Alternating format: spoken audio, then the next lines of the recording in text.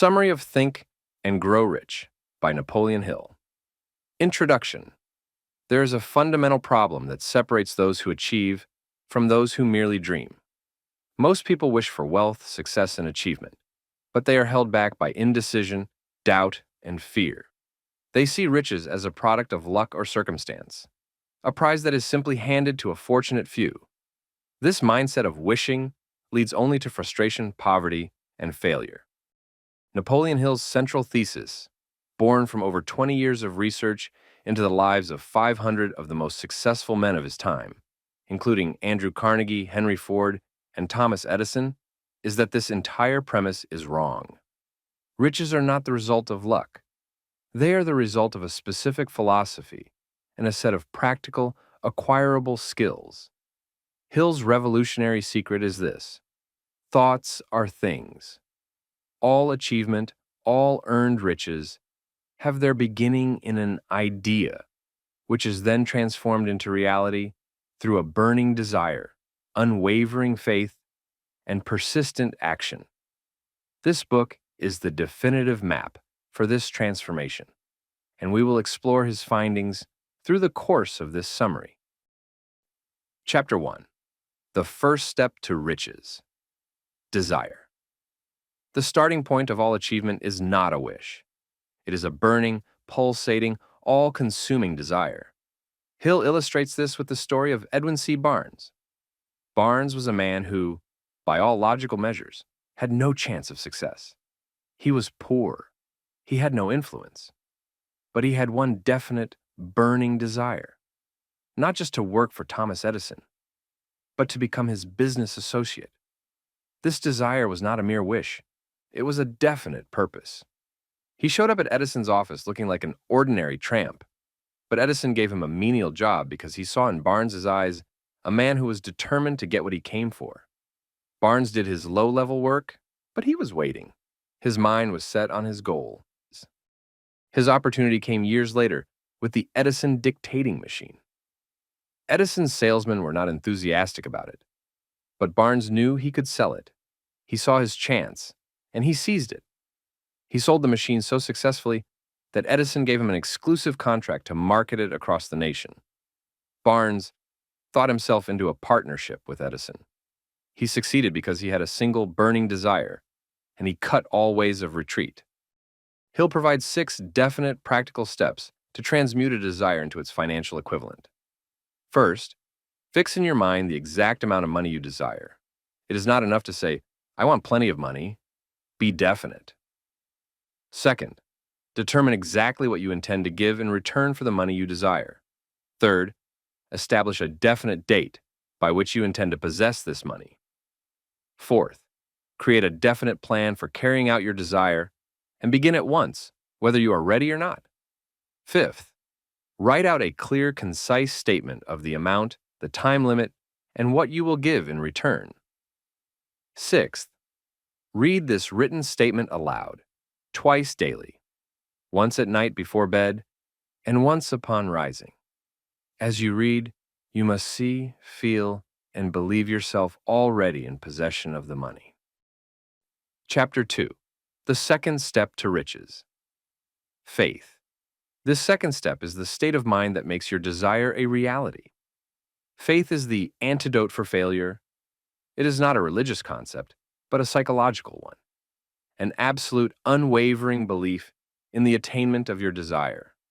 A wish will not work. You must have faith. This is not a blind hope. It is a state of mind that you must cultivate. Your subconscious mind does not care if a thought is positive or negative. It will act upon whatever impulses you feed it. If you feed it fear and doubt, you will get failure. If you feed it faith and purpose, it will guide you to success. This is why the next step is so crucial. Chapter 3. The third step to riches. Autosuggestion. Autosuggestion is the principle of self-suggestion. It is the mechanism, the tool, by which you influence your own subconscious mind. You cannot directly control your subconscious, but you can hand over the plan or desire you wanted to execute. This is the entire purpose of reading your written statement aloud twice a day. You are not just reading words. You are using the principle of autosuggestion to program your subconscious mind. You are commanding it to accept your desire as a fact. When your desire is mixed with the emotion of faith, your subconscious will provide the hunches and inspirations that lead you to the how of achieving your goal. Chapter 4. The Fourth Step to Riches. Specialized Knowledge Hill draws a sharp critical line between general knowledge and specialized knowledge. General knowledge, the kind taught in schools, is useless for accumulating wealth.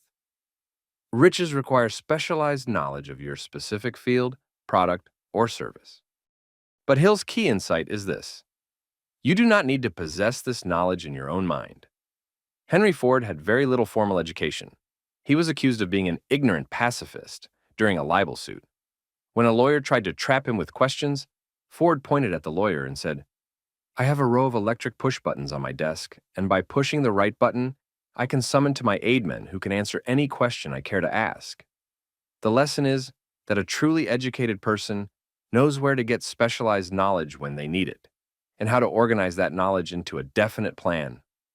This is the power of the mastermind. Chapter 5. The Fifth Step to Riches. Imagination.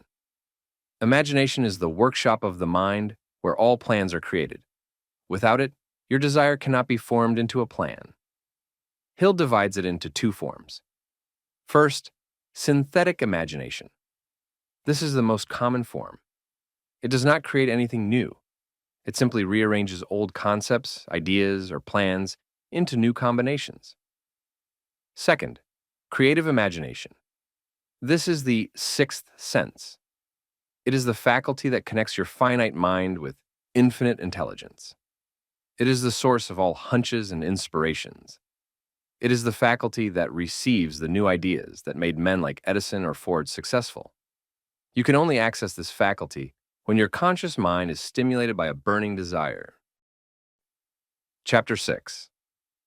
The Sixth Step to Riches. Organized planning. This is the crystallization of desire into action.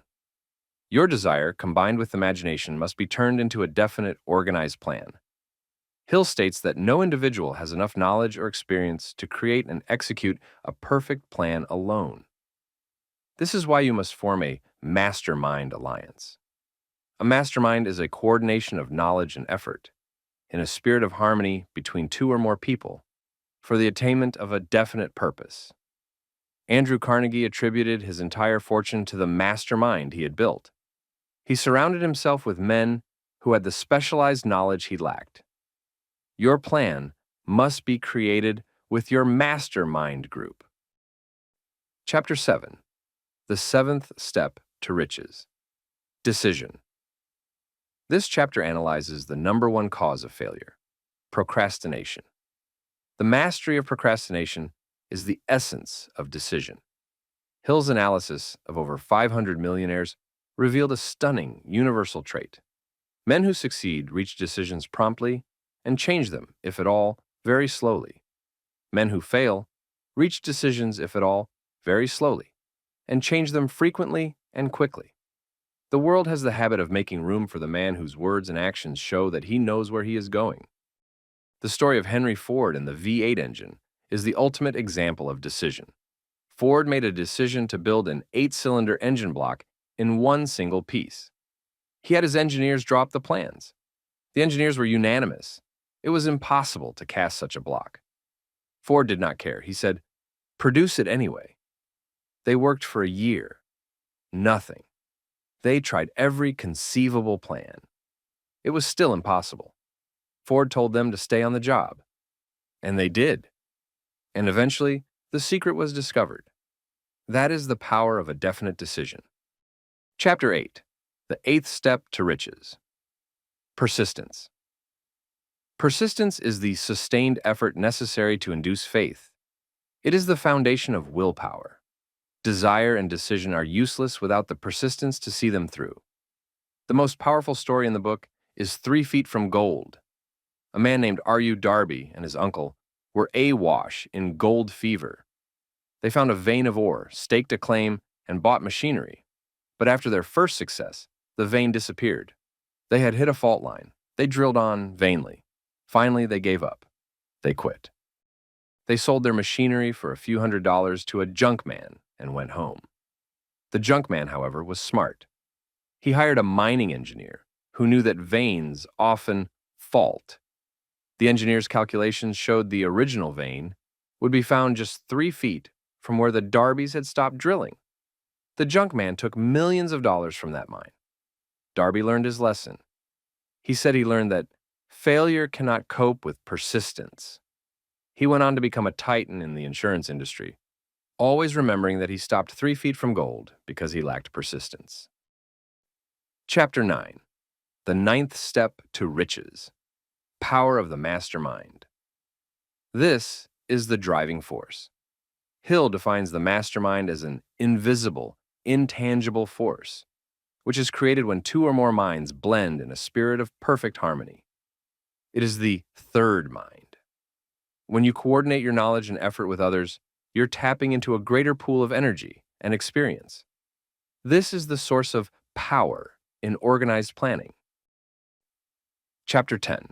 The 10th Step to Riches. The Mystery of Sex Transmutation.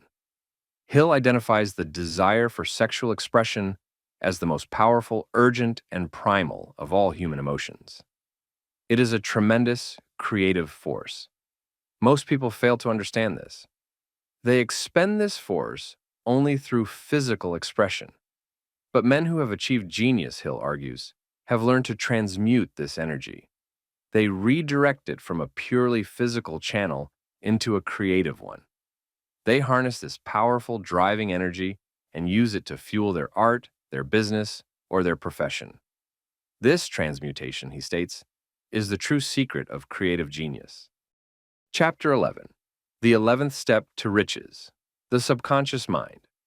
This is the connecting link between your finite mind and infinite intelligence. It is the broadcasting station for your thoughts. You cannot control your subconscious mind directly, but you can program it.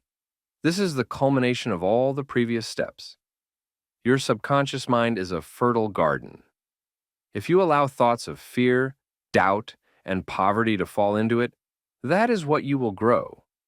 But if you voluntarily plant the seeds of your desire, using the tool of autosuggestion and nurturing it with the emotion of faith, your subconscious mind will work to bring that desire into its physical equivalent. Chapter 12. The 12th Step to Riches. The Brain. The brain is both a broadcasting and a receiving station for thought. When you have activated your subconscious mind and your creative imagination, your brain becomes a receiver for thoughts and ideas from the universal storehouse of infinite intelligence. This is the source of all hunches and inspirations that seem to come from nowhere. Chapter 13. The 13th Step to Riches. The Sixth Sense. This is the door to the Temple of Wisdom and the apex of the entire philosophy. The sixth sense is a synonym for creative imagination. It is a force that cannot be described as someone who has not mastered the other 12 principles. It is the faculty that warns you of impending dangers in time to avoid them, and notifies you of opportunities in time to embrace them. It is the guardian angel that opens the door to infinite intelligence. Mastering this is the final step from self-determination to true genius. And Chapter 14. How to Outwit the 6 Ghosts of Fear. Before you can apply any part of this philosophy, your mind must be prepared. It must be cleared of the 6 ghosts of fear. These fears are nothing but states of mind, and your state of mind is subject to your control. The 6 basic fears are the fear of poverty, the fear of criticism, the fear of ill health, the fear of loss of love, the fear of old age, the fear of death. Hill states that the fear of poverty and the fear of criticism are the 2 most common and destructive, You must master indecision and doubt, which are the seeds of fear. You must build a wall of defense against negative influences and choose to control your own mind. Final summary. The philosophy of Think and Grow Rich is built on the profound truth that whatever the mind can conceive and believe, the mind can achieve. Riches are not the product of luck, but the direct result of personal self-determination. You have the power to control your dominant thoughts, to build unwavering faith through autosuggestion, and to apply relentless persistence to a definite plan. By mastering your own mind, you master your destiny.